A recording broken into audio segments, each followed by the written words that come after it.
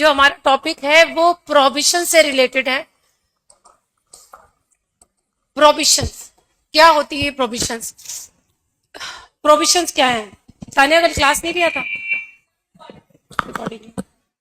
देखो, मुस्लिम मैरिज में हमने पढ़ा क्या अब तक? हमने ये पढ़ा कि अगर एक पर्सन को मैरिज करना है, बड़ी हंसी आ रही है, एज पर मुस्लिम लॉ, तो क्या करना होगा? पहले देखना होगा कि वो जो पर्सन है वो मुस्लिम है कि नहीं है। ठीक है, अगर वो पर्सन मुस्लिम है तो हम देखेंगे वो कॉम्पिटेंट है कि नहीं।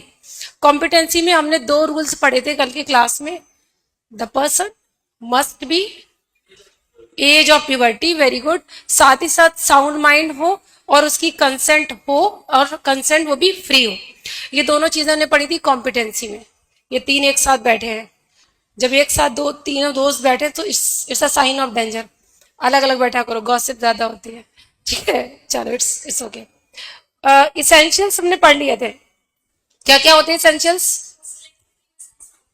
नहीं, ये तो कॉम्पिटेंसी हो गई। इसेंशियल्स में हमने पढ़ा था नंबर फर्स्ट, दैट इज हिजाब एंड देन कबूल। The second one, first the same sitting में होना चाहिए, और प्रेजेंस ऑफ 2 विटनेसेस होना चाहिए, और भी कुछ था? नहीं, मेहर तो पढ़ते हैं, मेहर इस जरूरी है, बट अगर शादी के टाइम मेहर ना भी हो तो शादी के बाद भी तय हो जाता है, इसीलिए हमने वहां पर नहीं डाला, आगे हमने पढ़ा। चल ठीक है। मुस्लिम्स में मैरिज में कुछ प्रोविजन है, यानी आप जब भी देखेंगे कि मुस्लिम फैमिली में जो मैरिज होंगी उसमें कुछ प्रोविजंस हैं जो आपको कंसिडर करनी होगी। पूरी प्रोविजंस को हम 2 पार्ट में डिवाइड करेंगे, यानी कुछ तो ऐसी प्रोविजंस हैं जिसको पालन करना आपके लिए बिल्कुल जरूरी है। अगर आपने कोई ऐसी कंडीशन फॉलो नहीं करी जो एब्सोल्युटली कैटेगरी में आती है तो उसका इफेक्ट देखेंगे। कुछ ऐसी प्रोविजन भी है जिनमें आपसे ये कहा जाता है कि देखो, मैरिज मुस्लिम्स में अगर हो रही है तो इस तरीके की चीजें मत आने दो, कोशिश करो कि ना आए। अगर इन केस ऐसा फॉल्ट हो भी जाता है तो मुस्लिम लॉ कहता है कि ये क्यूरेबल है, यानी जो फॉल्ट हो गया है इसको शादी के बाद भी सुधारा जा सकता है। मैरिज नहीं खत्म होगी, मैरिज सबसिस्ट करेगी। प्रोविजन जो एब्सोल्यूट होती है वो आपको 3 दी गई हैं। नंबर फर्स्ट दिया गया है, दैट इज रिलेशंस ऑफ कंसैंग्निटी। इसका मतलब होता है ब्लड रिलेशन में शादी नहीं होगी। अब हम इसको देखेंगे कि ब्लड रिलेशंस में कौन कौन सी ब्लड रिलेशन है जिसमें मुस्लिम्स में मैरिज पॉसिबल नहीं है, और कौन सी ब्लड रिलेशन है जिसमें परमिटेड है। अगर कंसैंग्निटी का है तो एक और चीज आती है, और वो कहा गया है कि एफिनिटी। जनरली एज एक्सेप्शंस है इसके, बट जनरली एफिनिटी अराइज होती है फ्रॉम मैरिज रिलेशन, यानी जो रिलेशन ए और बी के बीच में है वो इसलिए है क्योंकि किसी ने शादी की है, शादी का इफेक्ट है जो आपस में वो जुड़े हुए। जो थर्ड एब्सोल्यूट प्रोविजन है वो रिलेटेड है फॉस्ट्रेज से। फॉस्ट्रेज का मतलब होता है the relation with the women to home the child has been feeded when he और शी वाज यंग। तो जो मिल्क फीडिंग जो विमेन कराती है उसको मदर माना जाता है, तो उसके साथ उसका जो रिलेशन होता है वो फॉस्ट्रेज का रिलेशन होता है। अगर किसी चाइल्ड का किसी विमेन के साथ फॉस्ट्रेज रिलेशन है तो उस विमेन से आने वाले जो भी रिलेटिव्स होंगे वो उसके लिए ऐसे ट्रीट किए जाएंगे जैसे वो कभी क्लोज मदर है। तो अगर ये तीनों आप समझ गए हो, समझ जाओगे एक्सप्लेनेशन। हाँ हाँ, अभी एक ही करके मैं बता रही हूँ। कंसैंग्निटी समझ आया? इसका मतलब है जो ब्लड रिलेशंस है, जैसे कोई पर्सन अपनी सिस्टर से नहीं कर सकता, मदर से नहीं कर सकता, ग्रैंड मदर से नहीं कर सकता, अपनी बुआ मौसी से नहीं कर सकता। यही कुछ सर्टेन रिलेशन है जो प्रोहिबिटेड है under Muslim law. We believe that there are many relations.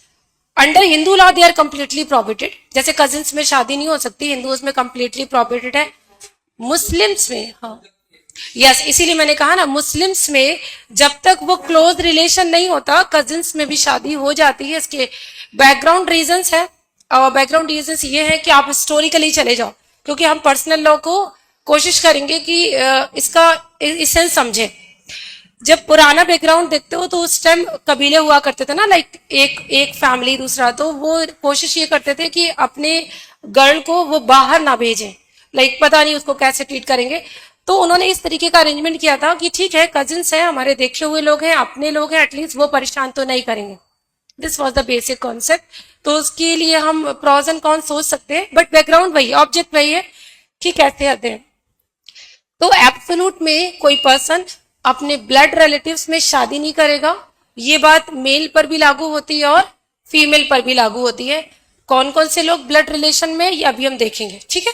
Now affinity क्या होता है कि अगर कोई रिलेशन मैरिज की वजह से है, जैसे मैं कहूं कि there is one F, right, और उसने एक शादी करी डब्लू से, इनका एक सन है, इनके लिए ये स्टेप मदर है, ठीक है, इनके लिए क्या है, ये स्टेप मदर है।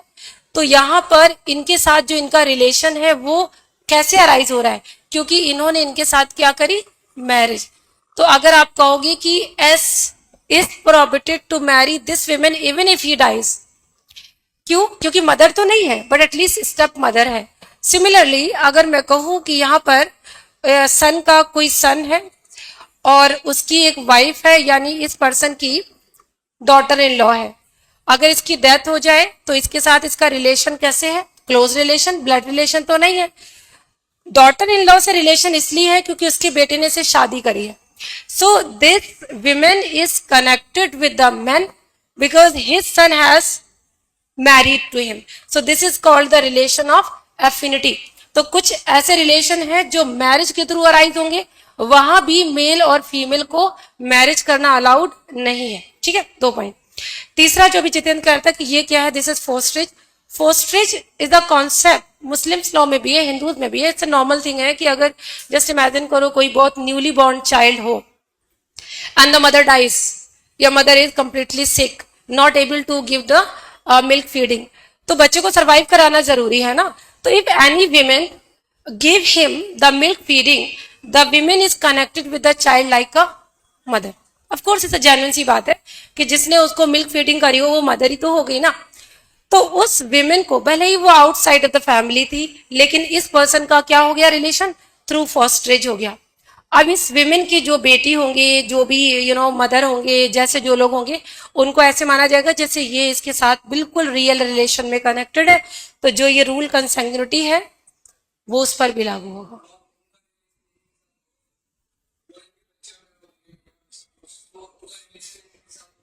हाँ, फॉस्ट्रेज वाला रिलेशन, जैसे फॉर एग्जाम्पल मान लो देयर इज वन चाइल्ड, ठीक है, वन चाइल्ड है और इस चाइल्ड को एक विमेन है, she is not in the family, she is otherwise. तो एक विमेन है, इस विमेन ने इनको ना मिल्क फीडिंग कराई है।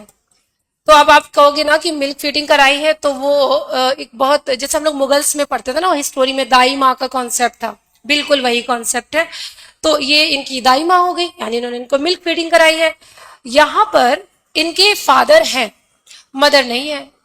यहां इस विमेन का ऑफकोर्स हस्बैंड होगा कोई ना कोई, यहां पर उसका कोई हस्बैंड है और यहां पर उनकी एक डॉटर 1 और एक डॉटर 2 है। अब मुझे एक बात बताओ कि क्या ये चाइल्ड का इसके साथ कोई ब्लड रिलेशन है?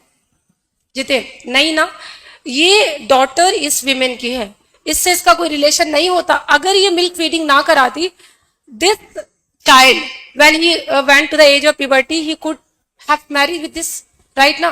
तो यहां वो शादी कर सकता था बट अब नहीं कर सकता, क्योंकि अब ये जो विमेन है इसके साथ इस चाइल्ड का रिलेशन कैसा हो गया, फॉस्ट्रेज का हो गया। और जैसे ही फॉस्ट्रेज का रिलेशन हुआ, इसके जितने भी रिश्तेदार हैं इस विमेन के, उस चाइल्ड से ऐसे कनेक्टेड माने जाएंगे जैसे मान लो इसको कि ये मदर है। अगर ये मदर होती तो इनके ये ब्लड रिलेटिव्स हो जाते, इनके साथ तो शादी नहीं कर सकता था ना वो, तो अब भी नहीं कर सकते, ठीक है। तो फॉस्ट्रेज के रिलेशन में जिस जिस के साथ ब्लड रिलेशन में प्रोहिबिटेड है, फॉस्ट्रेज में भी वो प्रोहिबिटेड हो जाते। अभी समझ आया? तो this is the concept of milk feeding and this is absolute. तो जब आप पढ़ना कि मैरिजेस मुस्लिम लॉ में प्रोविजन है, तो आप कहना कि प्रोविजन को 2 कैटेगरी में लेके आओ। एक वो प्रोविजन जिनको बिना देखे अगर मैरिज हुई है तो उस मैरिज का इफेक्ट कुछ नहीं होगा, सिर्फ और सिर्फ वाइड होगा, यानी उसको हम मानेंगे नहीं। और मुस्लिम लॉ में एक थोड़ा सा हार्श रूल है, under Hindu law it is very positive, कि अगर कोई मैरिज है ही नहीं एग्जिस्टेंस में, तो उस मैरिज के रिजल्ट जो भी बच्चे होंगे वो इलेजिटिमेट माने जाते हैं। हिंदू लॉ में तो ऐसा नहीं है। हिंदू लॉ में section 16 of Hindu marriage act क्या कहता है? Child will always remain legitimate, और मैरिज वाइड हो, वाइडेबल हो या वैलिड हो। बट मुस्लिम लॉ कहता है कि अगर मैरिज वाइड है तो जो चिल्ड्रंस इस रिलेशन के बाद आएंगे उनको हम लेजिटिमेसी का स्टेटस नहीं देंगे। This is the concept. तो अभी हम लोग आगे जब पैटर्निटी वाली क्लासेस करेंगे वहां भी ये पढ़ेंगे। For Muslims it is very important that they should go for these consanguinity, affinity, fosterage. इसके अलावा कहीं पर भी मैरिज वाइड नहीं है।